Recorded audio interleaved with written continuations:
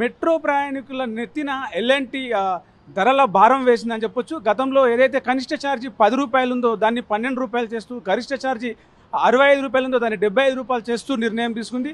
మొత్తం కనిష్ట ఛార్జీ మీద 20% అయితే గరిష్ట ఛార్జీ మీద 25 రూపాయలు ఒక్కసారిగా పెంచుతూ ప్రయాణికుల మీద భారం మోపిందని చెప్పొచ్చు. కరోనా టైంలో ఏదైతే నష్టాలు వచ్చినాయి, సంస్థ కొన్ని సంవత్సరాలుగా నష్టాల్లో ఉంది, ధరలు పెంచుకుంటామని చెప్పేసి గత ప్రభుత్వ హయాంలో కూడా ధరల పెంపుకు ప్రతిపాదన చేస్తే గత ప్రభుత్వం ఒప్పుకోకపోగా తాజాగా రేవంత్ రెడ్డి సర్కారు మెట్రో ఛార్జీలు పెంచేందుకు అనుమతి ఇవ్వడంతో మెట్రో ఎల్ఎన్టీ ఈ రోజు నుంచి పెంచిన ధరలను అమలు చేయబోతా ఉంది. దాదాపు కనిష్ట ధర అంటే 2 కిలోమీటర్లు ప్రయాణిస్తే 12 రూపాయలు, 2 నుంచి 4 కిలోమీటర్లు ప్రయాణిస్తే 18 రూపాయలు, 4 నుంచి 6 కిలోమీటర్లు ప్రయాణిస్తే 30 రూపాయలు, 6 నుంచి 9 కిలోమీటర్ల వరకు ప్రయాణిస్తే 40 రూపాయలు, 12 నుంచి 15 కిలోమీటర్ల వరకు ప్రయాణిస్తే 55 రూపాయలు, 15 నుంచి 18 కిలోమీటర్ల వరకు ప్రయాణిస్తే 60 రూపాయలు, 21 నుంచి 24 ఆ పైన ప్రయాణిస్తే 70 నుంచి 75 రూపాయల వరకు ఆ ఛార్జీలు వసూలు చేస్తూ ఉంది. దీంతో పాటు ఆ పార్కింగ్ సంబంధించి కూడా అంటే మెట్రో వచ్చిన తర్వాత ఈ ట్రాఫిక్ సమస్యకు ఒక పరిష్కారంగా మెట్రోని తీసుకొచ్చినప్పటికీ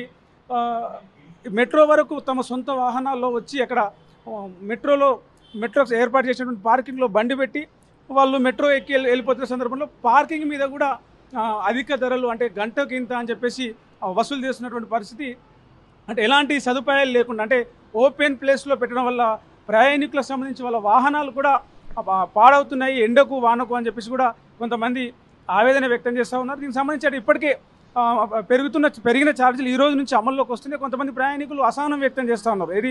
ఏదైతే పెంచిన ఛార్జీలు ఉన్నాయో ఛార్జీలను పెంచడం, నష్టాలను పూడ్చుకోవడం కోసం ప్రయాణికుల మీద భారం వేయడం సరికాదని చెప్పేసి అంటూ ఉన్నారు. మొత్తం ఈ పెంచిన ఛార్జీల వల్ల దాదాపు 200 కోట్లు అదనంగా ఎల్ఎన్టీకి సమకూరనుంది. దీనికి సంబంధించి మనం కొంతమంది మెట్రో ప్రయాణికులతో మాట్లాడి పెరిగిన ఛార్జీల మీద వాళ్ళ అభిప్రాయాలు ఏంటో తెలుసుకునే ప్రయత్నం చేద్దాం. పెరిగిన మెట్రో ఛార్జెస్ అమలు అవబోతాం అంటే ఎంతమందికి 10 రూపాయలు ఉంటే 2 కిలోమీటర్లకు ప్రయాణిస్తే ఇప్పుడు 12 రూపాయలు అయింది.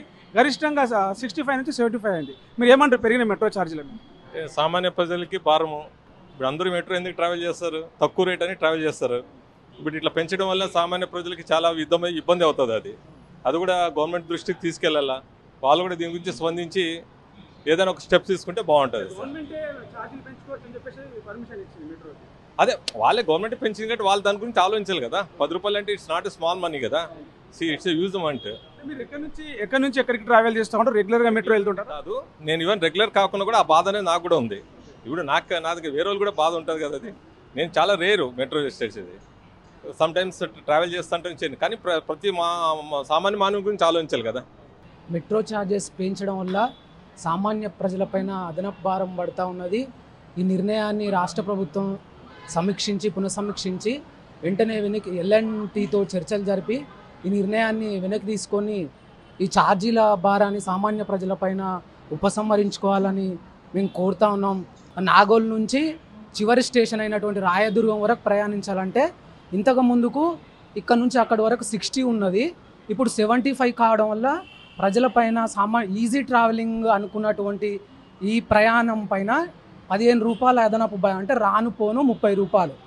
సామాన్య ప్రజలు ఒక నెలవారీ జీతం ఎంత వస్తుంది? 3,000 అంటే 3,000 ట్రావెలింగ్ ఖర్చు. ఇంతకుముందు ఇది వరకు 3,000 ట్రావెలింగ్ ఖర్చు కోసం పెట్టుకునేది. కానీ ఇప్పుడు మాత్రం అది ఎంత అవుతుంది? దాదాపు 5,000 వరకు పోతుంది. అంటే నెలవారీ ట్రావెలింగ్ ఖర్చు వరకే.